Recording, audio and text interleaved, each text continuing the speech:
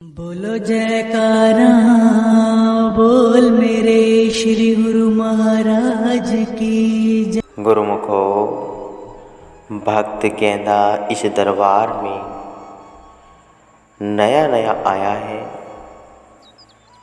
यह मेरा हिंदुस्तानी भक्त है, बहुत दूर से आया है।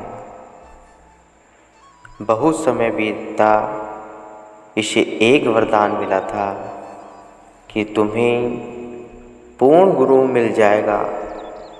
इसकी आत्मा उसी दिन से पूर्ण गुरु की खोज कर रही थी। यह हमारे दरबार में हमारी परख करने नहीं आया कि हम पूरे गुरु हैं अथवा नहीं। किसी की क्या शक्ति है जो मेरी इस शक्ति और रहस्य को जान सके। यह यहाँ इस विश्वास के साथ आया था कि वह पूरे गुरु के पास जा रहा है। इसके मन में यहाँ आने से पहले ही निश्चय हो गया था कि हम पूरे गुरु हैं। हमने इसका आया था कि वह पूरे गुरु के पास जा रहा है।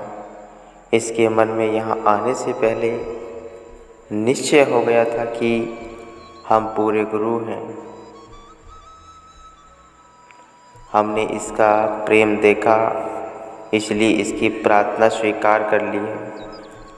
हम अपने हिंदुस्तानी भक्त की इस प्रार्थना को स्वीकार कर रहे हैं। हम नंगली साहिब जा रहे हैं, वहाँ डेरा लगाया जाएगा। हमारा सबसे बड़ा आश्रम नंगली साहिब बनेगा।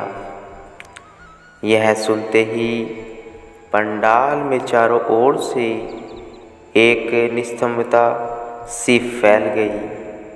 आश्चर्य के साथ लोग महात्माओं की ओर देख रहे थे और महात्मा लोग संगत की ओर देख रहे थे। सबके मुख बंद थे, परंतु यूं दिखाई देता था जैसे उन्हें श्री गुरु महाराज जी की आज्ञा सुनकर एक आश्चर्य हुआ था। परंतु किसी में भी ऐसा साहस न था कि कोई महाराज जी से पूछता कि ऐसा क्यों। परंतु यह दरबार ही ऐसा था कि इसमें प्रश्नों उत्तर करने की आवश्यकता ही नहीं पड़ती थी।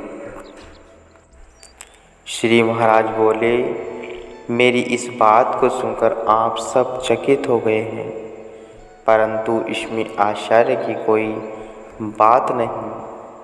पंजाब में थोड़े समय के पश्चात एक ऐसी आंधी आएगी कि माताएं अपने बच्चों की सूध लेना भूल जाएंगी। लोगों से उनके घर छूट जाएंगे। इससे पहले कि ऐसी आंधी आए, ऐसा घल्लू घरा मचे, हम सीमा प्रांत सिंध और पंजाब की बजाय अपने प्रेमियों के लिए नया आश्रम, नया स्थान बना देना चाहते हैं।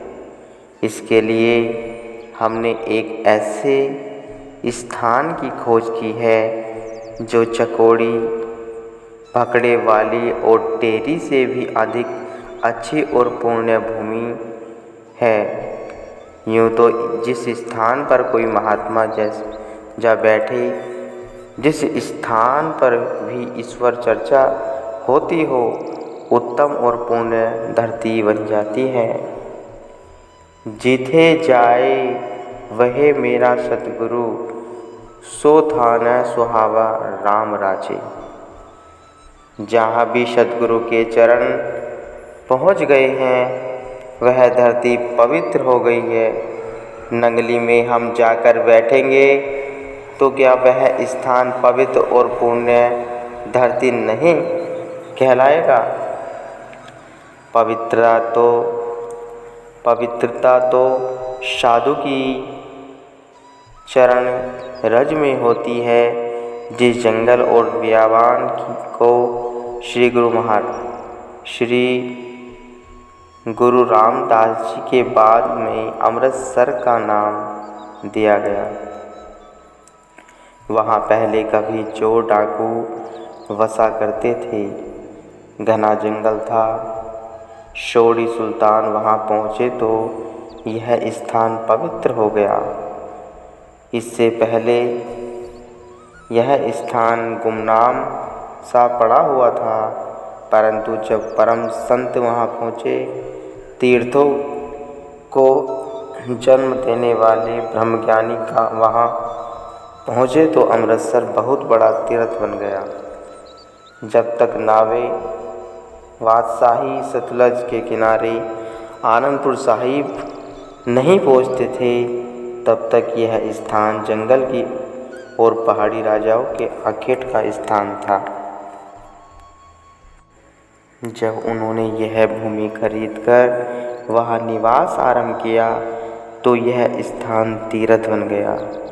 इसी प्रकार हम भी नंगली साहिब को तीर्थ बनाएंगे, परंतु हम केवल भक्त कहना के कारण नंगली को अपना निजधाम आदि स्थान नहीं बना रहे हैं, वरन इसलिए भी इस स्थान को चुन रहे हैं कि जब कल को पंजाब व सीमा प्रांत और सिंध में भयानक आंधी आए और प्रलय हो, तब जो लोग वहाँ से बचकर जाना चाहे नए आश्रम में पहुंचकर सुख की सांस ले सकें। नंगली को हमने अपना निज स्थान बनाया है तो इसलिए नहीं कि हम किसी भूकंप तथा आंधी से डरकर वहाँ जाना चाहते हैं, अथवा किसी एक व्यक्ति का प्रेम हमें संगत से अधिक प्यारा है। इस स्थान को हमने अपनी मौज में आकर चुना है। हमने अपनी मौज में देखा है कि यह स्थान अत्यंत पवित्र और उत्तम है। जैसे पहले अमृतसर वाले स्थान के विषय में खोज करने पर बाद में पता चला कि यह बहुत बड़ी तपोभूमि थी। इसी प्रकार नंगली साहिब भी किसी समय बहुत बड़ी तपोभूमि थी। एक बार छठी बादशाही ने किरतपुर में सतलज नदी में घोड़े सहित समाधि ली थी। 3 दिन के पश्चात उन्होंने बाहर निकलकर कहा था कि यह धरती बहुत पवित्र है। यहाँ महर्षि विश्वामित्र, महर्षि वशिष्ठ जी 6 वर्ष तक यज्ञ करते रहे। इसी प्रकार की भूमि यह नंगली है। यहाँ 1-2 ऋषि ने नहीं 7 ऋषियों ने तप किया था। इसे सप्त ऋषि भूमि कह लो तो अधिक अच्छा है। तैत्तिरीयोपनिषद के ऋषि ऋभृशर्व हुए थे। भृगु ऋषि यहाँ आए हुए थे। दैत्यायन ऋषि यहाँ आए हुए थे। इनके अतिरिक्त अक्षय तथा मुग्दल ऋषि भी यहीं आए हुए थे। भगवान कृष्ण जी भी यहाँ काफ़ी समय रहे। यहाँ किसी समय घना जंगल था। हस्तिनापुर, जिसके विषय में कहा जाता है आजकल की दिल्ली के 50 मील के क्षेत्र में फैला हुआ था, के समीप जो जंगल था वह शायद इस धरती पर था। सप्त ऋषि धरती नंगली आज धूल में अटी हुई है, परंतु हम इसे अपना परम धाम आदि स्थान बनाएंगे और फिर ये इसे तीर्थों का शिरोमणि तीर्थ बनाएंगे।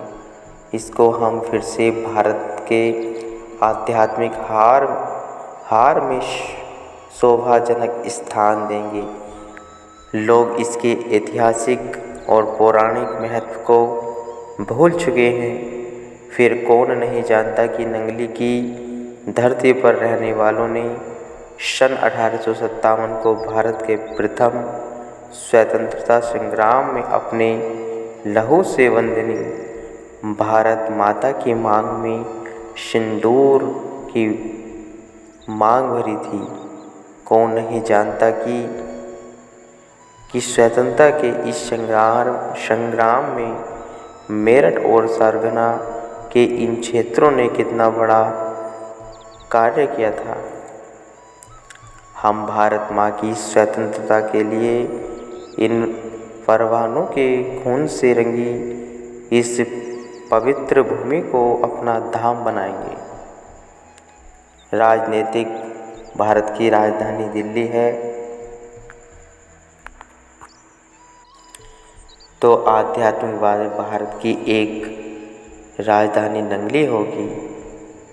इस सप्तऋषि भूमि की, जहाँ कभी उपनिषदों और भृगु सहित की रचना हुई, यहाँ नाना साहिब, तात्या टोपे और महारानी झांसी के झंडे तले स्वतंत्रता संग्राम के शूरवीरों ने ऐतिहासिक कार्य किए। इस भूली विसरी भूमि को हम फिर से गौरव पर पहुँचाएंगे। इस धरती को 68 तीर्थों की पवित्रता प्राप्त है। हम इस पवित्रता को फिर से नव प्राण प्रदान करेंगे। ताज़ा दम हो या नहीं मालूम होता है, आज रात स्वप्नों में जाने कहाँ कहाँ की ओर सैर करते रहे हो न। एक आवाज़ ने मुझे चौंका दिया। मैं श्री अद्वैत स्वरूप आश्रम में सोया हुआ स्वप्न देख रहा था, जब श्री गुरुदेव जी ने सैर के लिए चलते हुए मुझे जगाया। आँखें खोलकर मैंने उनके श्री चरणों पर प्रणाम किया और खुशी खुशी उनके साथ सैर को हो लिया। मेरे मन को जो प्रश्न इतना सता रहा था, उस प्रश्न का समाधान स्वयं हो चुका था। महाप्रभु नंगली साहिब क्यों आए, इसका उत्तर मुझे मिल गया। गेंदा साहब एक सच्चा भक्त और सच्चा प्रेमी होता है। उनको सच्चे गुरु का साथ मिलकर उनका जन्म सफल हो गया। गुरुमुखो।